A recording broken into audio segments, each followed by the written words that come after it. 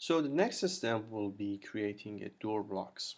The door blocks is going to be a little bit different than what we did with the other, like a sort of a blocks. We're going to add some sort of a interactive feature to the door blocks that we're going to create. So what I'm going to do is that I'm going to go here, and we are trying to draw the window, the door to fit 6. So I'm going to start by drawing a rectangle. First of all, let me just go back to the home tab. I'm going to make sure that I am in the layer 0 and I start drawing rectangle. I'll click on here, doesn't matter where I click. I'm going to add the add sign. For the first dimension I'm going to add 1, and for the other one I'm going to add 2 foot 6, and that's basically my door. So I'm going to put it down here. So the way that we draw a door is that basically we draw a door and we draw a swing like a circle in the door as well. So I need to add an arc to here that show that where the door is going to be swing. So I'm going to go to the arc and I'm going to use the start, center and end. I'm going to click on the starting point here.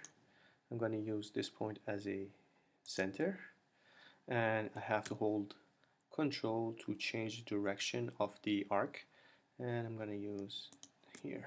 So that basically gonna be my door with the showing the swing of the door. So now I'm gonna create the block. Again, in order to create a block, I can go to insert and create a block, or I can type B, and that basically create a block. So I'm gonna go type it as a door. I'm gonna type this door. It's gonna be door 2 foot 6, and I'm gonna pick points. For the points I'm gonna use this point, and for the object I'm gonna go zoom out and then selecting all the objects here, and everything's gonna be the same except that I want this one to be open in a block editor. So highlight that one, and then I'm gonna go, and then what's happening, it doesn't let me. Okay, so I'm gonna change this one to 6, so I know that it's gonna be 2 6. I'm gonna say okay, and that's bring me to the block editor. Alright, so now I'm in the block editor. What I want to do is that I want to add some sort of interactive features to this door system. What I want to do is that I'm going to add a parameters, and I'm going to add a parameters flip to this door.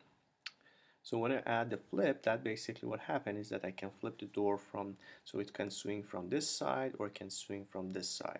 And I'm going to add another one so it can swing from this side as well. So let's go and add a first flip. I want to put the flip in the center of the door. So I want to hold Control, right click, and bring up the object with snap override.